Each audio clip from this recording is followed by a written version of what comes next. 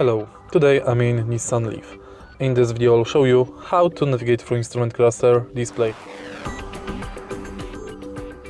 In the beginning, take a look at the instrument cluster, and we are going to use this panel to navigate through it.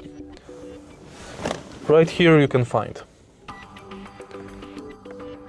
settings with ESP, driver assistance, customize display, vehicle settings, EV settings, TPMS settings, maintenance, clock, unit, language and factory reset settings.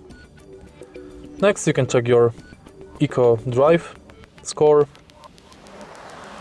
charge time, battery temperature and battery capacity. You can go to radio menu, navigation menu, consummation menu and information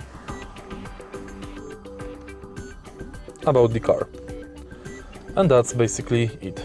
If you find this video helpful, please leave like, comment and subscribe.